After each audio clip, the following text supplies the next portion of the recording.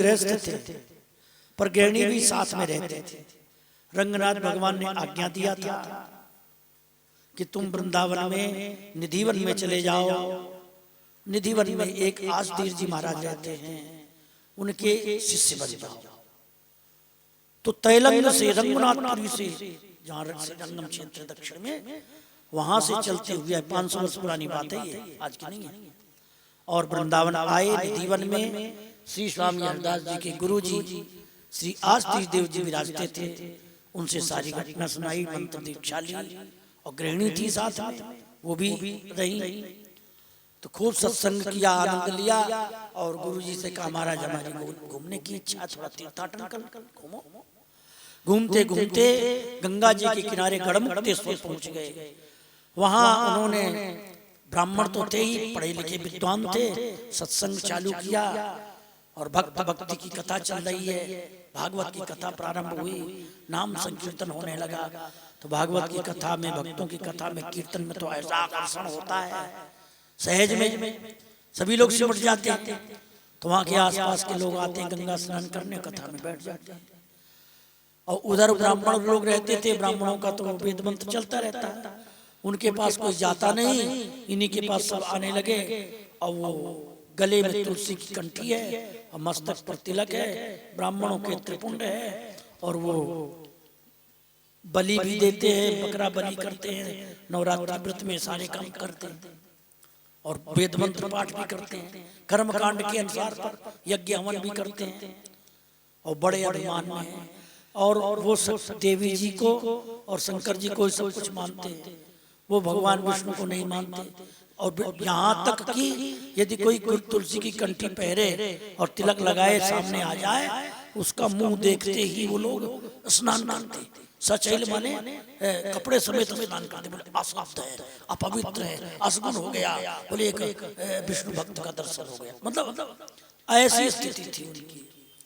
अब हम लोगों ने देखा कि भागवत कथा हो रही है और विष्णु भक्तों की प्रशंसा हो रही, तो जल बुझ गए। तो आपस में उनका सत्संग प्रारंभ हुआ। वो विष्णु जी की कथा कहते हैं, वो शंकर जी की कथा कहते हैं, दोनों में वाद विवाद बढ़ रहा है। ऐसे वाद विवाद बढ़ते बढ़ते वो बात मानने को तैयार नहीं है। तो जो देवदत्त जी थे, उनकी गृहिणी का नाम गिरिजा जी था। गिरिजा जी ने सोचा ये कब तक चलेगा लड़ाई झगड़ा, ये तो कभी समाप्त होने वाला नहीं। एक गाय आई थी पास में, गाय को बुलाया। गाय के जैसे ज्ञान देव जी थे, ज्ञान देव जी ने भैंसा की पीठ पर हाथ रख दिया तो भैंसा वेद बोलने लगा। ऐसे गिरिजा जी ने गाय की पीठ पर हाथ रख दिया और उससे कहा कि तुम भक्ति और भक्ति की विशेषता का वर्णन करो। तो भगवान रामकृष्ण की भक्ति और भक्ति की विशेषता जहां वर्णन की, वेद मंत्र और बड़े बड़े श्लोक बोलना चालू किया, तो घबरा गए ब्राह्मण सब। ये कथा चल रही थी, समझे? ये आज हमने कथा। अब ब्राह्मण घबरा गए, उनकी इष्ट थे शंकर जी। बोले भैया ये तो चमत्कार होने लगा, ये तो अपनी तरफ जबरदस्ती अपना गुलाम बनाएंगे। तो डर के मारे भागे और अपने अपने मठ में जाकर अपने अपने शिव जी के मंदिर पर बैठ करके आसन लगाकर रात में शिव मंत्र जप चालू किया। शिव मंत्र जप करते करते तंद्रा से हुई, नींद आई जाती है। तो शंकर भगवान प्रकट होकर कहते हैं कि तुमने हमारे भगवान रामकृष्ण के भक्तों की निंदा की है, और हमारा वास्तविक रूप है कि वो भी भगवान के भक्त हैं, कृष्ण के भक्त हैं, मैं भी राधा कृष्ण का भक्त हूँ। तो उनका अपमान न करके तुमने हमारा ही अपमान किया है, और तुम्हें बहुत बड़ा अपराध लगा है। इस अपराध के कारण तुम हमारी भक्ति करते हो, हम तुमसे प्रसन्न नहीं है, तुम्हें नरक में जाना पड़ेगा। ब्राह्मणों ने कहा महाराज तो फिर अब तो जो हो गया सो हो गया, अब मेरा नरक से बच जाए किसी तरह से, कृपा करो, कैसे बचेंगे? तो बोले बस उस बचने का एक ही उपाय है, उनके चरणों में तन मन धन से समर्पित हो जाओ और उनकी शरण ग्रहण कर लो, उनसे मंत्र दीक्षा ले लो, उनके शिष्य बन जाओ। और भगवान राधा कृष्ण की भक्ति करो, उनकी शरण में जाओ, तब हम प्रसन्न होंगे। हमारी प्रसन्नता ये है तुम भगवान के दास बन जाओ। समझ में आई ना? बोलो वृंदावन में हरि लाल की। ये आदेश दिया तब सब 8 जो गुरु थे बड़े बड़े मठ मालिक, सब के सब आकर के श्री स्वामी हरदास जी के गुरु भाई देवदत्त जी के चरणों में गिर पाए और प्रशंसा कर रहे हैं। कथा आप सुनी रहे थे। तब अब इसके आगे की कथा क्या आवेगी कि वो शरण में आ गए, चेला बनने को तैयार है। अभी चेला बनाया नहीं, शिष्य बनाया नहीं, लेकिन चारों तरफ शोर मच गया। वो 200 जो चेला थे ना, उनने सुना कि अरे वो तो शरण में आ गए, वो तो चेला बन रहे हैं, उनके पैर धो के पी रहे हैं, साष्टांग प्रणाम कर रहे हैं, चरण छू रहे हैं। सब ब्राह्मण इकट्ठे होकर आए, देखे तमाशा। अरे भाई यहाँ तो चक्कर है। तो अब सब बोले, जो पढ़ते थे, जो उनके शिष्य थे, वो सब उल्टा बोले अब तुम्हारी बुद्धि भ्रष्ट हो गई, लोगों ने तुम्हारा दिमाग खराब कर दिया है, पर हम ऐसे नहीं है कमजोर दिल के तो तुम्हारे चक्कर में पड़ जाए। मेरा मन नहीं बदल सकता, पर हम एक बात तुमसे कहते हैं कि जो किया तुम ठीक है, विष्णु भक्ति करते हो करो, परंतु अपने हाथ से रसोई बनाना, अपने हाथ से खाना, इस नीच जाति वाले 7 जाति को खाते हैं। ब्राह्मण होकर के भी ये सारी जाति का भोजन करते हैं, तो ये नीच हो गए हैं, ये दास हैं, इनके हाथ का भोजन मत करना। वहां प्रसाद वाली कोई बात ही नहीं, इनके हाथ का भोजन मत करना, विष्णु भगवान को भोग लगा के अपने हाथ से बना के खाना। और यदि तुम नहीं मानोगे तो ध्यान रखना, हमारे हाथ तुम मारे जाओगे, तुम्हारी हत्या कर देंगे, ऐसा कहा।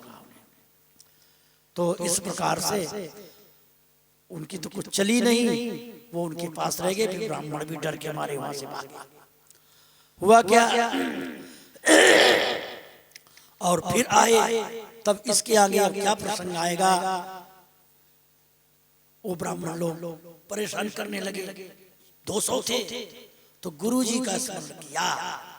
तो स्वामी श्री हरदास जी के जो गुरु जी थे, जिनका नाम आज देव जी, वो वहां पर अचानक पहुंच जाते हैं। अब बात ये चलती है कि शिव शैव बड़े हैं कि वैष्णव बड़े।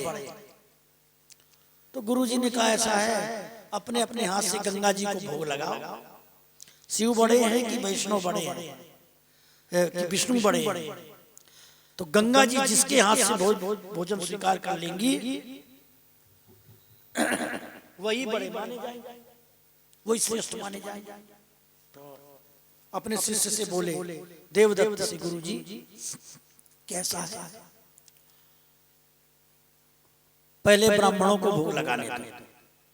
ब्राह्मणों से कहा तुम अपनी रसोई बनाओ, रसोई बनाकर गंगा जी को भोग लगाओ।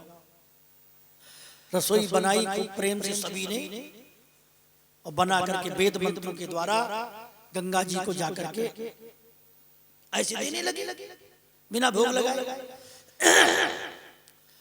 खड़े रहे सुबह से 10 बजे से लेकर शाम को 4 बज गए, कोई स्वीकार नहीं।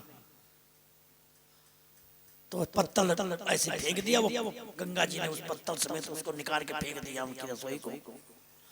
इधर गुरु जी ने चेला से कहा, देवदत्त जी से कहा, गिरिजा से, कि तुमने जो रसोई बनाई है श्री राधा कृष्ण को भोग लगा, भोग लगाकर तुलसी डालो और प्रसाद हो जाए। तो इसके बाद उस प्रसाद को लेकर के पत्तल में जाओ और गंगा जी से कहना, हे गंगा माता जी, ये राधा कृष्ण का झूठा प्रसाद है, आप ग्रहण कीजिए। बस इतना ही कहना है, शुद्ध हिंदी में, कोई संस्कृत या वेद मंत्र कुछ नहीं बोलना, आप ग्रहण करिए। ज्यों ही पत्तल लेकर के गए हैं श्री देवदत्त जी गुरु जी की आज्ञा से, हे गंगा जी आप कृपा करके ये राधा कृष्ण का प्रसाद है, आप ग्रहण करिए। इतना कहते ही और बढ़िया सुंदर कंकण के समान चमकता हुआ देदीप्यमान हस्त कमल प्रकट हुआ गंगा जी का, हाथ प्रकट हुए और पत्तल समेत सारा प्रसाद लिया और जल के भीतर चला गया। समझ गए? ये चमत्कार सबने देखा और भीड़ बहुत इकट्ठी थी गंगा के किनारे। तो एक दोहा आता है, हम रोज पाठ करते हैं उस दोहा को। धन्य धन्य त्यों पुरु भयो गई विप्रन की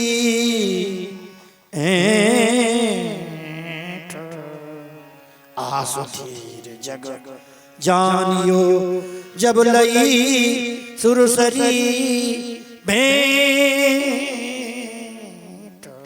धन्य हो, धन्य हो, धन्य हो। बोलो गुरुदेव भगवान की, श्री बांके बिहारी लाल की, श्री देवदत्त जी महाराज की, गिरजा जी की, गंगा जी की, गंगा जी की जय जयकार होने लगी। और जितने वो 200 ब्राह्मण थे, वो डर के मारे भागे। बोले भैया अब तो यहाँ रुको मत, और नहीं तो ये सबको चेला बना लेगा। वो सब लोग वहां से चले गए। अब देवदत्त जी ने कहा भाई हमारे गुरुजी खड़े हैं, तो हम तो तुमको चेला बना नहीं सकते, गुरुजी की शरण में जाओ। तो गुरुजी की शरण से गुरुजी की शरण में गए, बड़े गुरुजी आ गए। तो देवदत्त जी ने भी साष्टांग प्रणाम किया अपने गुरुजी को, और 8 महंतों ने भी प्रणाम किया। अच्छा इतने में क्या होता है, सियासत देव जी बोले देखो हमारे एक शिष्य हैं श्री हरिदास, तो अब हमारा जाने का समय हो गया है, वृद्धावस्था हो गई है, अब कुछ दिन में हम चले ही जाएंगे। और वो बहुत महापुरुष है, अवतारी बालक है, मेरा शिष्य है, और वृंदावन चलो, हम तुम्हें उसका शिष्य बनवा देंगे। महाराज जो आपकी मर्जी, जैसी आपकी, आपको जैसी अच्छा लगे ऐसे आप करिए, हम तो आपकी शरण में हैं। तो गढ़मुक्तेश्वर गंगा जी से वृंदावन तक पैदल चल करके आए, और निधिवन में स्वामी श्री हरिदास जी महाराज विरक्त होकर के निधिवन में रह रहे थे।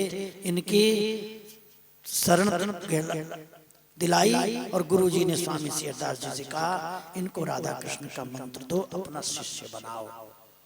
बोलो वृंदावन बिहारी लाल की। ये कथा आगे के प्रसंग में भी आएगी। जय जय श्री राम।